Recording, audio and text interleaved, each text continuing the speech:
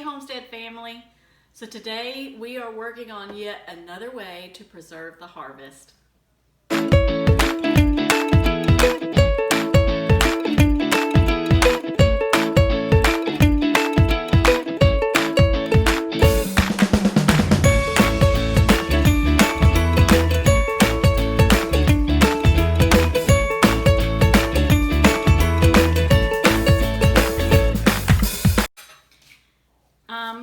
We've been preserving and canning. We've canned peas so far, we've canned butter so far, and I still got to get to that pantry video for you guys to show you what we're doing as far as preparedness and stocking up in the pantry. But today I just wanted to show you real quick what we're doing with our fruits. We're going to be putting up bananas and apples today and dehydrating them to save for later. So here we go.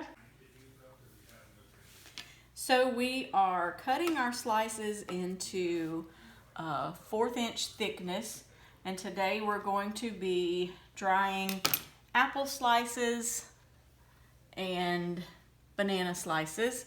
One thing I do recommend is if you're dehydrating, don't dehydrate different types of food. Apples and bananas are fine because they don't have a strong odor, but I would not suggest like drying bananas and onions together in the same trays. But you don't have to do the same thing in all your trays. Just make sure they don't have any strong odors that could get into the other food that you're using. So we're going to be coring the apples and putting them in rings, and they'll be in like 1/4 inch slices as well. And then we're going to be putting all the bananas up. Why are we doing this? One reason that I like to do this is because one, there is talk of in the near future another food shortage. So dehydrating is an excellent way to store food and still be able to continue to have some of that good nutrient dense food, and it doesn't lose its nutrients in the dehydrating process. Sometimes when we cook foods, especially like boiling foods, a lot of times the nutrients from that food will actually get cooked out of the food and into the water that we never eat. And so dehydrating doesn't happen when you dehydrate. Also, this is a good way for long-term food storage, and they're yummy. They're just a yummy snack to eat. Dehydrated banana chips, as we call them. And we're also, some other things that we're going to be dehydrating in the near future, and I will have a video on those, is we're going to be dehydrating potatoes for, cubed potatoes for stews, sliced potatoes for au gratins, those kinds of things. Oh, and I did want to show you, we made another loaf of bread last night. We were running low on bread and that we had bought from the store actually. And sometimes our first instinct is just to, go to the store and get another loaf of bread. And I thought, you know what? There's no need to go to the store to buy another loaf of bread when I can just make another loaf. We have a bread machine, and I can put it on at night before we go to bed, and we have bread ready in the morning to eat when we get up. Now, I will warn you that Sometimes it gets a little difficult to sleep when you smell that bread cooking in the middle of the night, because it smells really delicious. But it's actually more convenient than running to the store, because I never left the store. I just took the items that I had. And one thing that you want to remember when drying your foods is not to make sure that nothing is like stacked on top of each other. It's a single layer of food. So I think I'm about done here. That one just fell. Get that one last one. So we're gonna do a layer of rings next. Okay, so I've cored this apple, and I'm just going to take the top and bottom off of it. And I did want to show you what I do with my peelings and scraps and things like that. I have just an old ice cream bucket, actually, and it has a good lid on it. It's the reason I use this. And I keep it on my countertop, actually. And anytime I'm shelling peas or cutting up vegetables, eggshells, coffee grounds, all go in this bucket. And when it gets full, it goes to the compost bin.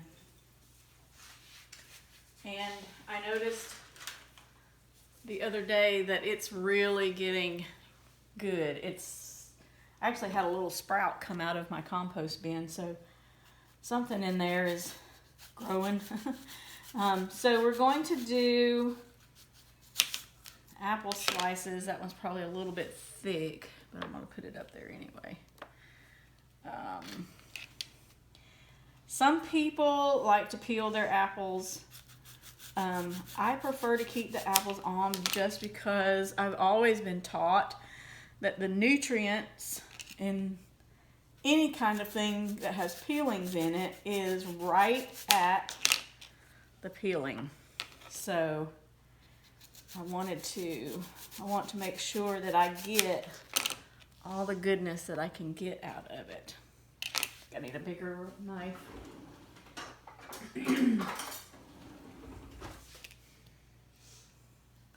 So we're slicing these about 1/4 of an inch thick as well, the same as the bananas. And I'm not doing a real good job at slicing these, actually. Here we go.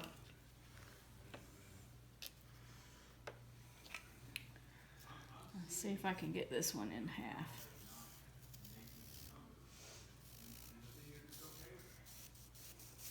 I've actually seen people take, not for apples, but for potatoes, people take a meat slicer and slice up their potatoes with a meat slicer, which is actually pretty cool, because you get that consistency in the thickness of the slices. But I'm going to not very gracefully core this apple. I have like a apple corer, but it also slices the apples as well, and I don't like it slices the apples in this direction, and I don't want to do that, so I'm not using it, and I'm just using the knife, so it's not pretty. But we're going to core this one up and slice it up and just keep alternating back and forth between bananas and apples until we get this apple cored up. So we have actually 2.5 trays of apples and bananas, and the apples should take a drying time of 3 to 8 hours, and the bananas are 5 to 7 hours. So we're just gonna have to check it every 2 or 3 hours to see where we are with the different things that are on there. And then maybe taking out what is ready to take out and putting the others back. And so we're going to see how this goes.